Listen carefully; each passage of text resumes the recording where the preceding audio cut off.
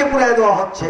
কি অপরাধ করেছিল মসজিদ, কি অপরাধ করেছিল মাদ্রাসা, কি কারণে আপনারা সেই বাড়িকে আক্রমণ করে তার বাড়ি ঘড়ি বাটি গরু ছাগল যাহা কিছু আছে লুট করে নিয়ে যাচ্ছে? এটাই কি ইসলাম? এটাই কি ধর্ম? এটাই কি সঠিক পথ? আর কবিতারি বরাবর করে আপনারা বড় বড় বক্তব্য দিয়ে বাড়ি ঘর লুণ্ঠন করে তার সমস্ত কিছু আত্মসাৎ করে নিয়ে যার যার বাড়িতে চলে যাচ্ছেন। বিশ্বের বুকে আজ মুসলমান সন্ত্রাসী হিসেবে পরিচিত হচ্ছে, বিশ্বের বুকে আজ মুসলমান নিচু জাতি হিসেবে পরিচিত হচ্ছে, বিশ্বের বুকে আজ মুসলমান অত্যন্ত নিকৃষ্ট জাতি ভাবে পরিণত করছে। এই মুসলমানকে নিকৃষ্ট জাতি প্রমাণ করছে কারা? আপনাদের মতো আলেম সম্প্রদায়, আপনাদের মতো টুপিওয়ালা লোক, আপনাদের মতো যাওয়া যোগ্য পড়ানো লোক। আজ বলতে পারবেন, আপনাদের বুকে হাত দিয়ে বলেন, এই 5ই জুলাইয়ের পর 5ই আগস্টের পর যত কর্মকাণ্ড হয়েছে, জাকের পার্টি একটা নেতা কর্মী, জাকের পার্টির কোন লোকজন একটা টুকরা কারো বাড়ি থেকে এনেছে প্রমাণ দিতে পারবেন? কারো বাড়ি দিতে পারবেন না। আমরা শান্তি দল, শান্তি প্রতিষ্ঠিত করতে চাই, তাই অনেকে ঘোষণা দিয়েছেন যে তারা নাকি ক্ষমতায় গেলে এদেশের মাজার একটাও লাগবে না, পীর আউলিয়ার দরবার লাগবে না। কথা শুনছেন যে পীরের দরবারও থাকবে না, মাজারও থাকবে না।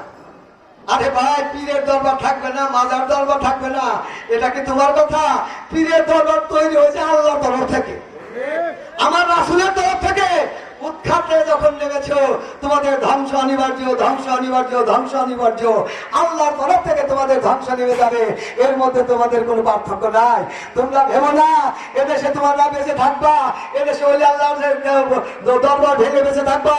আমি সমস্ত তরিকাবন্দী ভাইদেরকে উদাত্ত আহ্বান জানাইতে চাই, ভাইরা আমার, আপনার 54 বছর অনেকের ক্ষমতায় দিয়েছেন, অনেকের দোয়ার পর আজ আপনাদের দরবার নিরাপদ নয়। আমরা শুনি খানকায় আঘাত করবে, আমরা শুনি অমিত পীরের বাড়ি আঘাত করবে, আজকে অমুক মসজিদে আঘাত করবে। আমি আপনাদের উদাত্ত আহ্বান জানাই, এখনো সময় আছে, আসেন। একমাত্র জাকের পার্টির মধ্যে সমস্ত জাতি, সমস্ত ওলি আল্লাহ সকল নিরাপদ, এর মধ্যে কোনো সন্দেহ নাই। জাকের পার্টি ক্ষমতা আসলে ইসলামিক কর্মকাণ্ড বাড়বে না কমবে? ওলি আল্লাহদের কাজ ঠিকভাবে করতে পারবে কি পারবে না? ওলি আল্লাহদের কাজ ঠিক মতন করতে পারবে। আপনারা আজ দেশের চরম দুর্ভিক্ষ অবস্থা দিয়ে যাচ্ছে। আপনারা বলতে পারেন, আপনারা কথা বলতে পারেন যে যা কাঞ্চন ভাই আসলেন জনসভায় 2-3 হাজার লোক দিয়ে ভালোই বক্তব্য দিয়ে গেলেন। এই বক্তব্য দুহার পর আর কেউ কিছু করে না।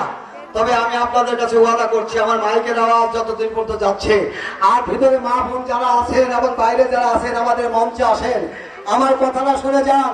আমরা 3 বছর